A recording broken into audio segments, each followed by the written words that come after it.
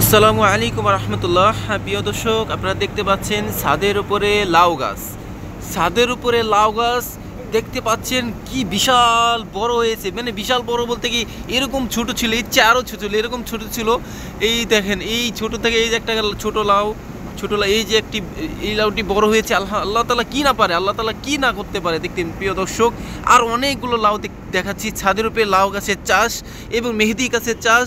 এবং দেখেন আরেকটি বিশাল বড় একটি লাউ, ছাদের উপরে লাউ গাছ চাষ, বিশাল বড় লাউ হয়ে গেছে, এটা আরও বড় হবে প্রিয় দর্শক। আরও লাউ গাছ দেখছি, এই যে একটা কচু গাছ, এই যে কচু গাছটা মাথাটা কেটে ফেলছে, এটা কিন্তু ছাদের উপরেই চাষ করা হয়েছে প্রিয় দর্শক। আপনারা দেখতে পাচ্ছেন, আমি আরও কিছু দেখাচ্ছি আপনাদের প্রিয় দর্শক। দেখাচ্ছি এই যে আরেকটি কি বিশাল বড় ছাদের উপরে লাউ গাছের চাষ হচ্ছে।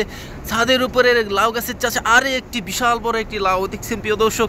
এই দেখেন, এই যে লাউ গাছ, এই যে লাউ লাউ দেখছেন প্রিয় দর্শক। লাউ গাছ কীভাবে চাষ করে, ছাদের উপরে লাউ গাছ চাষ।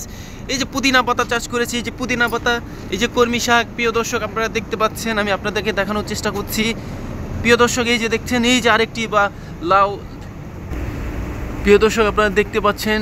এই যে ওই যে বড় বড় লাউ, এই যে আরও লাউ, এই যে লাউ দেখতে পাচ্ছেন। ছাদের উপরে লাউ গাছ চাষ, মানুষকে আল্লাহ তাআলা কী বুদ্ধি দিয়েছে, ছাদের উপরও লাউ গাছ চাষ করে লাউ হচ্ছে, লাউ খাচ্ছে। এই যে দেখতে পাচ্ছেন করলা গাছ, এটা হচ্ছে করলা গাছ প্রিয় দর্শক আপনারা দেখতেই পাচ্ছেন।